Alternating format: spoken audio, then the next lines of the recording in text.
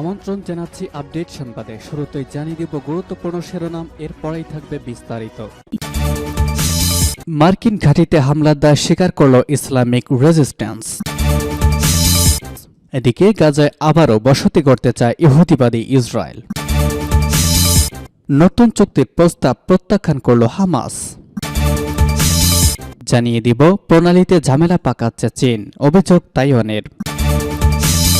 এদিকে পাকিস্তানের লাহোরে সমাবেশে পাঞ্জাবের সাবেক মুখ্যমন্ত্রীকে লক্ষ্য করে জুতা নিক্ষেপ। এবং সর্বশেষ জানাবো গাজা ইহুদিবাদী ইসরায়েলের গণহত্যা, আন্তর্জাতিক বিচার আদালতের রুলিং কার্যকর হবে আশা করছে চীন। শুনছিলেন সংবাদ শিরোনাম, এখন বিস্তারিত। তার আগে অনুরোধ থাকবে ভিডিওতে একটি লাইক দিন এবং কমেন্টস করে জানিয়ে দিন কোন জেলা থেকে বা কোথা থেকে আমাদের সঙ্গে যুক্ত রয়েছেন। মার্কিন ঘাঁটিতে হামলার দায় স্বীকার করল ইসলামিক রেসিস্ট্যান্স। জর্ডানে মার্কিন ঘাঁটিতে ড্রোন হামলার দায় স্বীকার করেছে ইরাকের একটি প্রতিরোধ গোষ্ঠী। গোষ্ঠীটি নিজেদের ইসলামিক রেজিস্ট্যান্স দাবি করে বলেছে, ফিলিস্তিনের গাজায় ইসরায়েলের হত্যাযজ্ঞের জবাব হিসেবে 4 মার্কিন ঘাঁটিতে হামলা চালানো হয়েছে। রবিবার জর্ডানের উত্তর পূর্বাঞ্চলে সিরিয়া সীমান্তের কাছে মার্কিন ঘাঁটিতে ড্রোন হামলার ঘটনা ঘটে। এতে 3 মার্কিন সেনা নিহত হয়েছে, আহত হয়েছে আরও 34 জন। এই হামলার জন্য মার্কিন প্রেসিডেন্ট জো বাইডেন ও যুক্তরাজ্যের পররাষ্ট্র সচিব ডেভিড ক্যামেরন ইরান সমর্থিত বিভিন্ন গোষ্ঠীকে দায়ী করেছেন। বাইডেন বলেছেন, ইরান সমর্থিত উগ্রশস্ত্র গোষ্ঠী এই হামলা চালিয়েছে। তবে ক্যামেরন ও বাইডেনের অভিযোগ নাকচ করে দিয়েছে ইরান। সোমবার বার্তা সংস্থা RINA ইরানের পররাষ্ট্র মন্ত্রণালয়ের মুখপাত্র নাসের কানিয়ানি বলেছেন, আমরা আগেও বলেছি আর এখনও বলছি যে বিরোধী গোষ্ঠীগুলো এই অঞ্চলে সংগঠিত গণহত্যা ও যুদ্ধ অপরাধের বিরুদ্ধে কাজ করে। তারা ইরানের সরকার থেকে কোনো ধরনের আদেশ গ্রহণ করে না। ড্রোন হামলা নিয়ে যুক্তরাষ্ট্র ইরানের বক্তব্য পাল্টা বক্তব্যের মধ্যে হামলার দায় স্বীকার করল ইরাকের গোষ্ঠীটি। সোমবার গোষ্ঠীর পক্ষ থেকে প্রকাশিত এক আনুষ্ঠানিক বিবৃতিতে বলা হয়েছে, ইরাক ও এই অঞ্চলে মার্কিন দখলদার বাহিনীকে প্রতিহত করার জন্য আমাদের লড়াই অব্যাহত রয়েছে। আরও বলা হয়েছে, গাজায় আমাদের জনগণের বিরুদ্ধে জায়নবাদী রাষ্ট্রের গণহত্যার প্রতিক্রিয়ায় ইরাকের ইসলামিক যোদ্ধারা বা প্রতিরোধ যোদ্ধারা রবিবার ভোরে 4 শত্রুঘাঁটি ড্রোন হামলা চালিয়েছে, যার 3টি সিরিয়ায় এবং 4টি আমাদের অধিকৃত ফিলিস্তিনি ভূখণ্ডের অভ্যন্তরে। গাজা ইসরায়েলে আগ্রাসন শুরু হওয়ার পর থেকে গোষ্ঠীটি ইরাক ও সিরিয়ায় মার্কিন সেনাদের অবস্থান ও ঘাঁটিতে কয়েক ডজন হামলার দায় স্বীকার করেছে। তবে এসব হামলায় কোনো মার্কিন সেনা নিহত হয়নি। জর্ডানেই প্রথম হতাহতের ঘটনা ঘটল। এই হামলার কঠোর জবাব দেওয়ার হুঁশিয়ারি দিয়েছেন বাইডেন। বলেছেন, কোনো সন্দেহ নেই, হামলার দায়ীদেরকে সময়মতো ধরে আমরা জবাব দেব। গাজায় আবারও বসতি গড়তে চায় ইসরায়েল। গাজা এবং অধিকৃত পশ্চিম তীরের উত্তর অংশে পুনরায় বসতি গড়তে চায় ইসরায়েল। আল জাজিরার সোমবারের প্রতিবেদন অনুযায়ী এ লক্ষ্যে রবিবার রাতে জেরুজালেমে একটি সম্মেলনে জড়ো হয়েছেন ইসরায়েলের বসতি স্থাপনকারী সম্প্রদায়ের শত শত সদস্য। সেটেলমেন্ট ব্রিংস সিকিউরিটি শিরোনামের এই সম্মেলনটি করে দেশটির ডানপন্থী নাহালা সংগঠন। তবে ইসরায়েলের চ্যানেল 12 জানিয়েছে, জননিরাপত্তামন্ত্রী ইতামার বিন গভীর এবং অর্থমন্ত্রী বেজালেল স্টোরটিস সহ দেশটির প্রধানমন্ত্রী বেঞ্জামিন নেতানিয়াহুর ক্ষমতাসীন লিকুদ পার্টির 12 জন মন্ত্রী এই সম্মেলনে উপস্থিত ছিলেন। 38 বছরের দখলের পর 2005 সালে ইসরায়েল গাজা থেকে তার সামরিক বাহিনী এবং বসতি স্থাপনকারীদের প্রত্যাহার করে নিয়েছিল। সেই সময় ইসরায়েলের প্রধানমন্ত্রী বেনিয়ামিন নেতানিয়াহু বলেছিলেন, গাজায় ইসরায়েল স্থায়ী উপস্থিতি বজায় রাখতে চায় না, তবে একটি অনির্দিষ্ট সময়ের জন্য অঞ্চলটিতে নিরাপত্তা নিয়ন্ত্রণ বজায় রাখা হবে। ডানপন্থীদের রবিবারের সম্মেলনে স্টোরটিস বলেন, গাজা থেকে ইসরায়েলের বসতি থেকে সরিয়ে নেয়ার পর অনেক শিশু যুদ্ধে হামাসের সৈনিক হিসাবে ফিরে এসেছে। এর আগেও গাজা থেকে বসতি সরিয়ে নেয়ার ব্যাপারে সরকারি সিদ্ধান্তের বিরোধিতা করেছিলেন তিনি। গত 7 অক্টোবর থেকে গাজা উপত্যকায় প্রতিনিয়ত হামলা চালিয়ে যাচ্ছে ইসরায়েল। সোমবার পর্যন্ত অঞ্চলটিতে ফিলিস্তিনিদের নিহতের সংখ্যা 26,687 জনে দাঁড়িয়েছে। আহত হয়েছেন 65,000-এর বেশি। রবিবার গাজা পরিস্থিতি নিয়ে ফ্রান্সের রাজধানী প্যারিসে একটি গুরুত্বপূর্ণ বৈঠক অনুষ্ঠিত হয়েছে। নতুন চুক্তির প্রস্তাব প্রত্যাখ্যান করল হামাস। ফিলিস্তিনি সশস্ত্র গোষ্ঠী হামাসের হাতে আটক জিম্মিদের ছাড়িয়ে নিতে নতুন চুক্তি করার চেষ্টা চালাচ্ছে ইসরায়েল।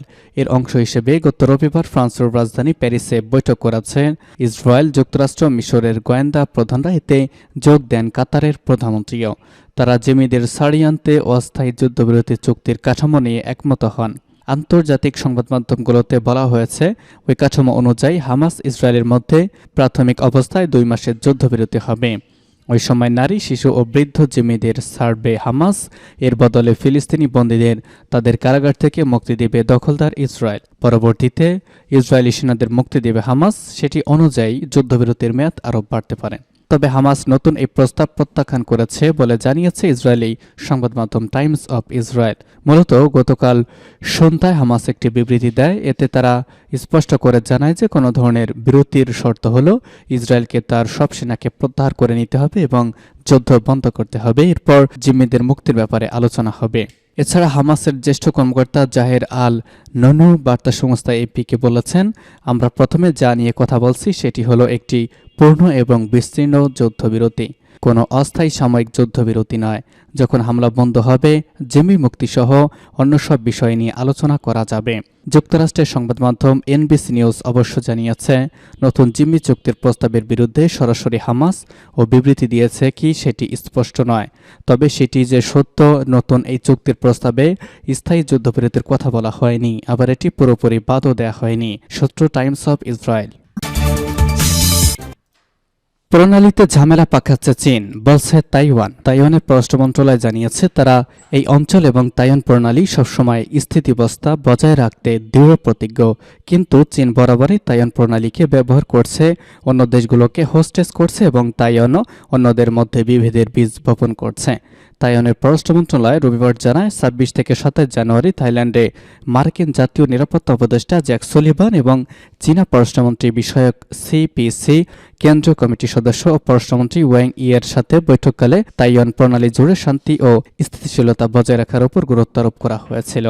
তাইওয়ানের পররাষ্ট্র মন্ত্রণালয় আরও জানায়, চীনরা ভুলভাবে বলছে যে তাইওয়ান ইস্যুটি চীনের অভ্যন্তরীণ বিষয় এবং তাইওয়ান অঞ্চলের নির্বাচন এই সত্যে পরিবর্তন করতে পারবে না যে চীনের অবিচ্ছেদ্য অংশ হল তাইওয়ান। তাইওয়ানের পররাষ্ট্র মন্ত্রণালয় জোর দিয়ে বলেন যে তাইওয়ানে একটি সার্বভৌম ও স্বাধীন দেশ। ১৩ জানুয়ারি অনুষ্ঠিত প্রেসিডেন্ট নির্বাচন তাইওয়ানের গণতান্ত্রিক রাজনীতিকে প্রদর্শন করেছে। সূত্র টাইমস অফ ইন্ডিয়ার।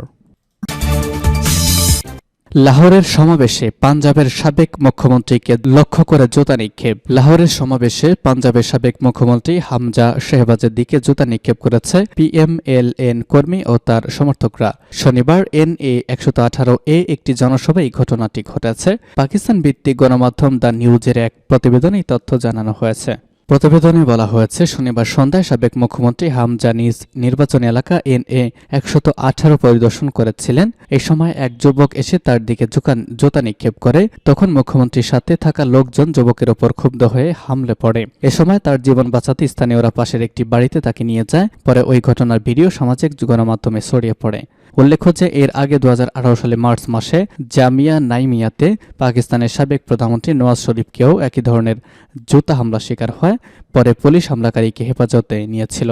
এই ঘটনার সাথে কোনো রাজনৈতিক বা ধর্মীয় দলের সাথে সংশ্লিষ্ট ছিল কিনা তা নিয়েও তদন্ত করছিল। সূত্র দ্য নিউজ। এবং সর্বশেষ জানাবো, গাজা ইহুদিদের গণহত্যা, আন্তর্জাতিক বিচার আদালতের রুলিং কার্যকর হবে আশা করছে চীন। চীন বলেছে, ফিলিস্তিনের অবরুদ্ধ গাজা উপত্যকায় ইহুদিবাদী ইসরায়েলের চলমান গণহত্যা বন্ধের বিষয়ে নেদারল্যান্ডসের রাজধানী হেগের আন্তর্জাতিক বিচার আদালতে যে রুলিং দিয়েছে তা কার্যকরভাবে বাস্তবায়নের আশা করছে চীন। চীনা পররাষ্ট্র মন্ত্রণালয়ের মুখপাত্র ওয়াং ওয়েনবিন গতকাল বলেছেন, গাজার বেসামরিক জনগণকে রক্ষার বিষয়ে আন্তর্জাতিক সম্প্রদায়ের ব্যাপক উদ্বেগ দূর করা এবং গাজার চলমান উত্তেজনা ও মানবিক সংকট অবসানের জন্য শুক্রবার হেগের আদালত এই রুলিং দিয়েছে। ওয়াং ওয়েনবিন জোর দিয়ে বলেন, চীন বেসামরিক নাগরিকদের বিরুদ্ধে পরিচালিত সব ধরনের হামলার ঘটনার নিন্দা জানায় এবং আন্তর্জাতিক আইন লঙ্ঘনের প্রতিটি পদক্ষেপের বিরোধিতা করে। গত শুক্রবার হেগের আন্তর্জাতিক আদালত গাজায় গণহত্যা ঠেকানোর জন্য ইসরায়েলকে সব ধরনের ব্যবস্থা গ্রহণের নির্দেশ দিয়েছে। এছাড়া সেখানে পর্যাপ্ত পরিমাণে মানবিক ত্রাণ সহায়তা পৌঁছানোর সুযোগ দেওয়ার কথা রয়েছে। আন্তর্জাতিক বিচার আদালতের এই রুলিং আইনগতভাবে মেনে চলতে ইসরায়েল বাধ্য, কিন্তু বাস্তবতা হচ্ছে রুলিং বাস্তবায়নের জন্য কোনো সুনির্দিষ্ট পদক্ষেপের কথা বলা হয়নি। সূত্র জানাচ্ছে পার্স টুডে।